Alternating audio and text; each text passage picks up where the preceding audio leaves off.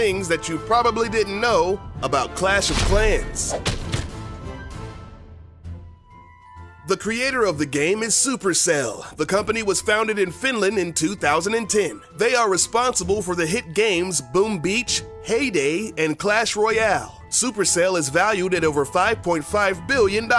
Although these games are free to play, or freemium, players can make in-game purchases to give them the edge that they need to dominate their opponents. Clash of Clans rakes in about $5 million every day. Today, the company has a staff of over 250 employees. The crazy thing about all of this is that Clash of Clans has about 30 million active users, but the team that runs the game only consists of about 15 people. The workload may be insane, but the payout is pretty freaking sweet.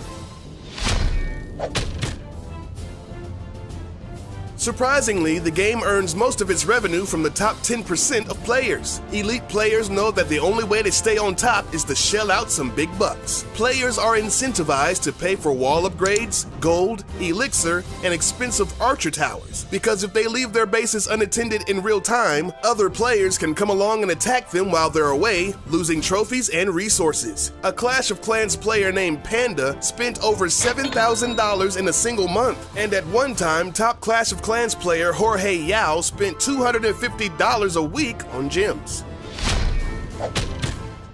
Now, you may be asking yourself how a dude living in a 300 square foot apartment in San Francisco can afford to spend that much a week on a game. Well, he had some very wealthy sponsors, most of which were from the United Arab Emirates. At one point, he was playing on 5 different accounts to stay on top. He even had the bright idea of wrapping his 5 iPads in plastic bags so that he could bring his gadgets into the shower with him. Jorge spent 6 months at the #1 spot, and he was the first player to break the 4,000 trophy mark and instantly became famous worldwide. But once he felt like it was taking over his life, he graciously bowed out of contention and stopped playing the game cold turkey. He hit the #1 spot again recently, but it only lasted for a morning.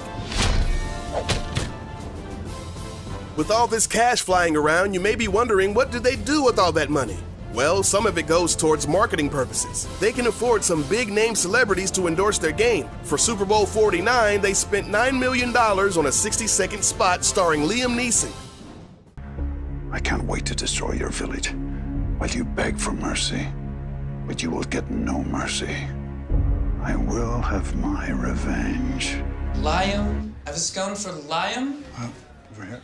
This ad was the most watched commercial on YouTube in 2015. At the time of this video, it has around 117 million views. Supercell even got Christoph Waltz, the Bond villain himself, to play in a series of commercials. One even featured the late-night sensation James Corden. But not only do celebrities appear in their commercials, they also play the game. Jeremy Lin, Daniel Craig, and Mr. T, just to name a few. Oh, and don't forget about John Cena! But seriously, he does play. Speaking of Mr. T, Supercell is obviously fans of the Fool Pitier himself. So much so that the pig rider is modeled after him. The distinctive mohawk and beard is a dead giveaway. The only difference is the voice. Now you got me.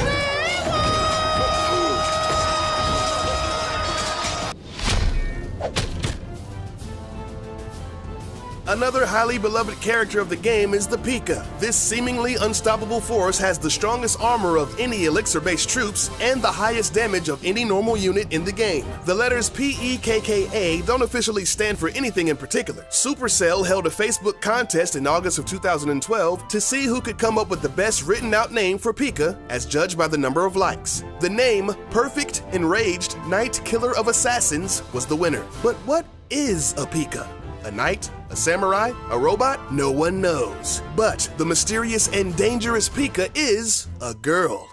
On one of the loading screens, there's a tip that reads, "The armor on P.I.K.A. is so heavy that spring traps do not work on her." Now,